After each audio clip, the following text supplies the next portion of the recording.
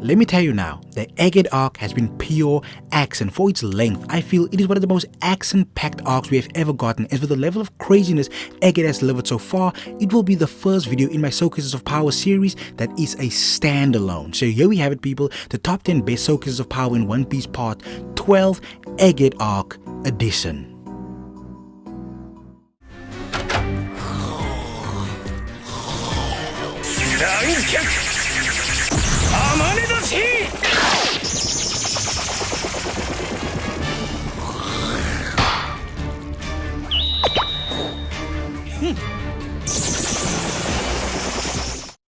Pre-time skip, you could say that Zoro and Kaku were pretty evenly matched, because it is not like Zoro was Kaku in their fight. It was a great back and forth between both swordsmen. But this small display just showcased the mind-blowing growth of the right-hand man because of how effortlessly he stopped this attack by Kaku. You have to remember that this attack was meant to destroy the Sunny, and for such an attack, a certain level of power has to be used, and Zoro just brushed it off like it was nothing. What makes it worse is the fact that he was asleep when Kaku launched this attack, and it still got blocked.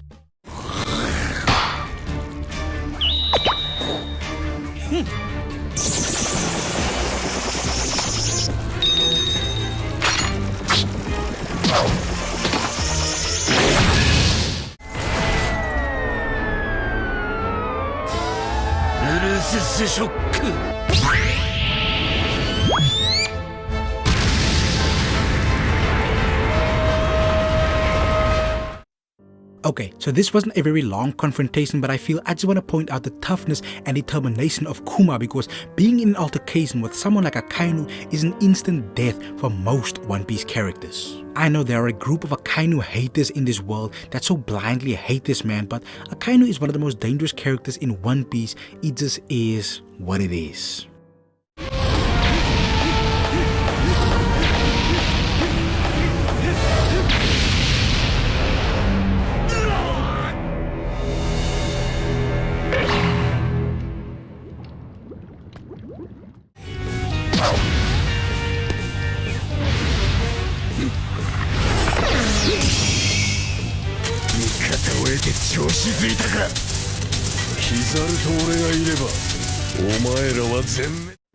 The last time Zoro and Lucci were in the same room, Zoro somehow got himself launched and stuck in a chimney by none other than Rob Lucci himself, but those days are over.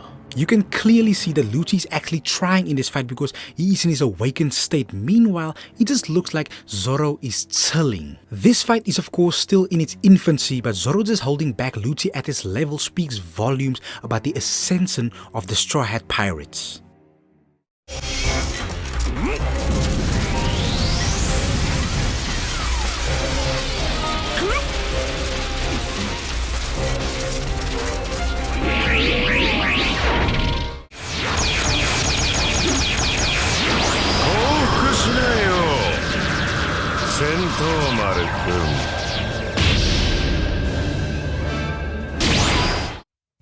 Well, we all knew how this fight was gonna go, but I appreciated seeing Sentomaru in a big fight like this. I've always liked this character. It is also just truly wild how Kizaru is able to low diff someone like Sentomaru.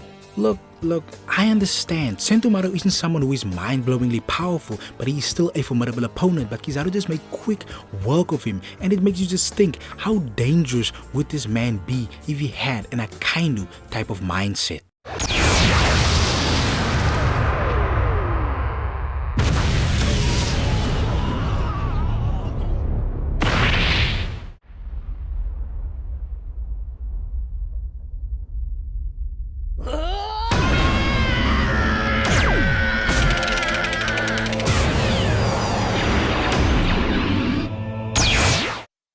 Gear 4th Snake Man is one of Luffy's most powerful transformations. This is the exact power-up he used to gain a victory against Katakuri, but in the face of Kizaru, it meant absolutely nothing because Kizaru defeated Snake Man almost instantly. I remember a few years ago when people hyped up Katakuri saying things like he could defeat an Admiral and that he's on Admiral level, and I said Katakuri is not on that level, and they laughed at me as people in the comment sections usually do. And tell me now, with all honesty, do you really think Katakuri could even breathe the same air as Kizaru?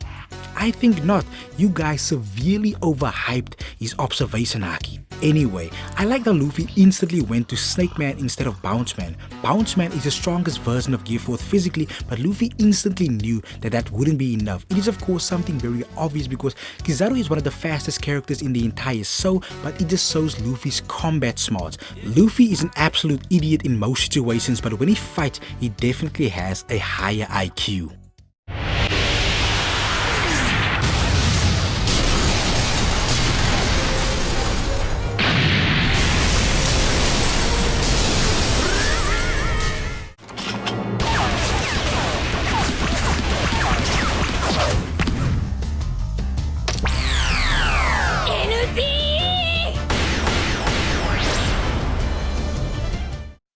Jewelry Bonney is a character that got introduced to us years ago, and over all that time, we never really got to see her in true action. Now, she didn't come across as overpowered, but this was the first time we really got to witness her being in real single action, using her powers and fighting, and I just really appreciate it. I know most fans have gotten attached to the overwhelming type of power being displayed in this anime, and just all anime in general, but I still appreciate small displays like this.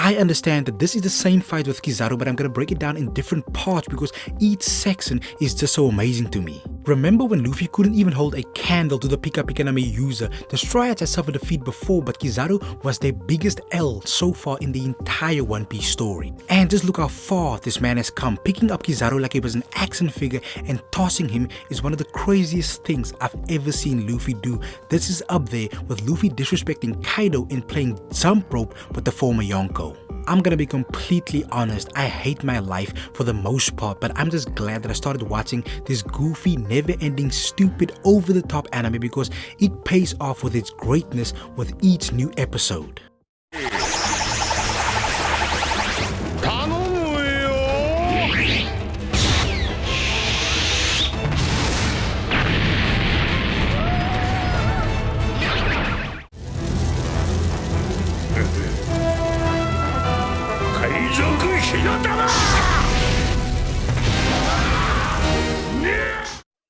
I have talked about Garp and his Aokiji fight on a few different videos, but I just want to point out in this one just how cold Monkey D. Garp really is. Him going one-on-one with Aokiji, a man with one of the best powers in the entire story with only his bare hands, is wild, but then he would be in altercations with various top-level Blackbeard pirates back to back. What makes this so mind-blowing is because of how he handled these guys. These guys are basically Blackbeard's strongest fighters, and he just laid waste to them like it was just another day at the office.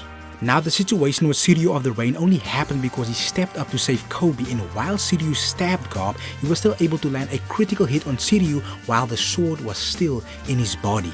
And that isn't even where it all ended for Garp, because he still had enough gas to attack Kizaru, and that man's default ability is basically to transform into an island, and Garp still landed some critical hits on that man like he was Shingo from King of Fighters 97. The fact that this man was able to cause this much havoc for a man almost 80 years old speaks volumes about why he was the rival of the most infamous pirate in the entire One Piece storyline.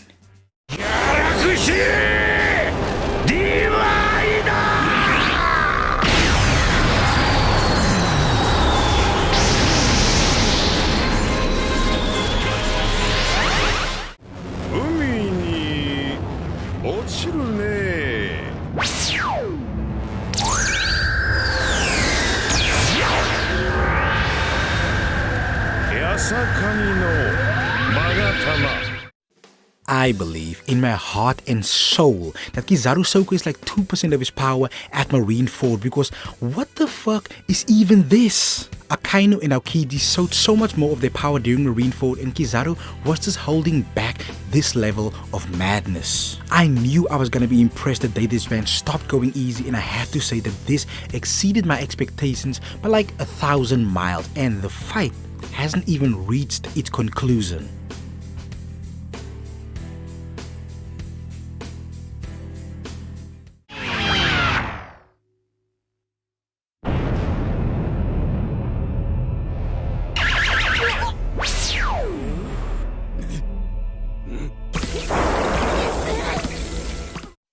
So, I initially had a different showcase in this video, but after seeing episode 1128, I felt I had to include this one. Over the years, we have seen some great introductions to characters, and we have seen some guys have great entrances, but this is surely one of the best we have ever gotten. What makes this crazy is the fact that Saturn isn't even really in the fight yet. Just his aura and his presence was enough here to showcase just some heavy power levels. The reason why I say this is because the moment he entered the battlefield, everyone stopped what they were doing because they could feel that a real danger has entered the chat. The Gorosei has always been a mystery, and we are finally to a point in this incredible journey that they are ready to step onto the battlefield. I just really hope that this epic entrance wasn't the only cool thing that Saturn has to offer.